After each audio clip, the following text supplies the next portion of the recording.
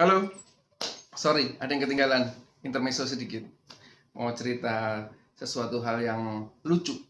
Semoga sih lucu. Jadi, ada salah satu hal yang membuat saya menemukan salah satu kemampuan terbaik saya dalam melengkapi apa yang tadi sudah saya sebutkan di video sebelumnya. Cerita tentang masa SMA saya.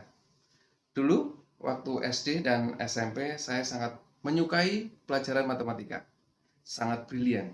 Bahkan Eptanas SD hanya salah satu. Luar biasa bukan? Namun, pada saat SMA, tiba-tiba kesenangan akan mata pelajaran matematika itu menghilang. Pada saat di kelas 2 dan kelas 3, saya memiliki teman sebangku yang sangat lucu. Sebut saja inisialnya Gondol.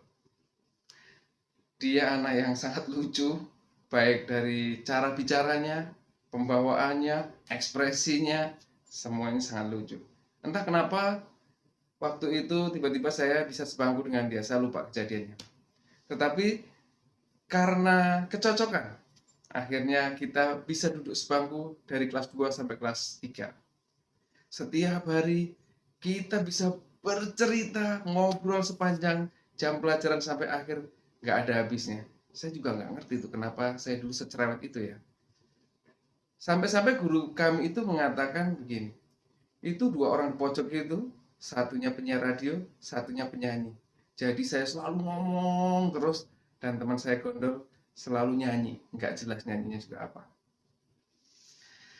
Kejadiannya begini, setiap ulangan matematika biasanya selalu ada A dan B. Berbeda baik dari soalnya maupun angka-angkanya. Nah, kita sudah sepakat.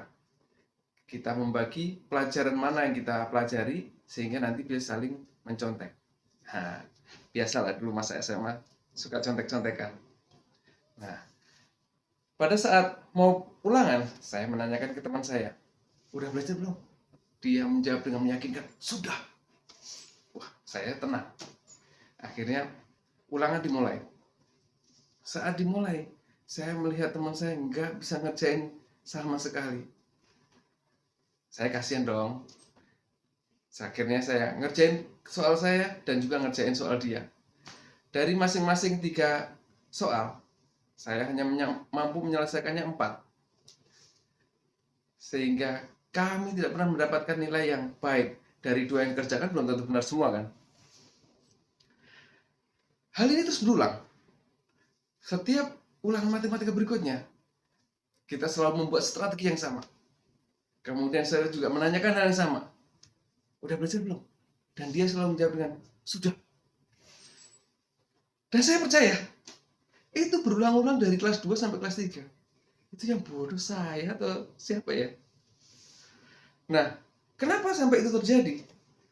Setiap saya menanyakan apakah dia sudah belajar, dia menjawab dengan penuh keyakinan yang membuat saya melupakan kejadian-kejadian yang lalu. Saya begitu yakin, saya berhasil diyakinkan.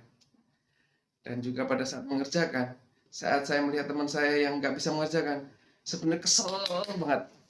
Tapi melihat mukanya yang lucu, yang melas, ya akhirnya saya bantuin. Sehingga di masa SMA saya nggak pernah mendapatkan nilai yang baik di matematika. Dan itu mengurangi minat saya terhadap matematika, karena kami selalu ketinggalan. Tapi teman-teman, inti dari cerita ini adalah, ternyata jalan hidup saya memang di bidang yang lain, bukan di bidang matematika yang dulu saya sangat senangi. Ternyata jalan hidup saya adalah bernegosiasi. Setiap hari di kantor, baik dengan atasan, dengan tim, dengan rekan, dengan customer, dengan supplier, bahkan dalam lingkungan pertemanan, lingkungan keluarga, hari-hari saya selalu melakukan negosiasi. Saya sangat terinspirasi dengan gaya teman saya tersebut. Bagaimana dia bisa meyakinkan saya berkali-kali dan benar-benar saya bisa yakin. Itu yang saya pelajari. Bagaimana sih caranya dia bisa meyakinkan orang dengan seperti itu? Terus kemudian juga bagaimana dia merespon setiap saya bereaksi?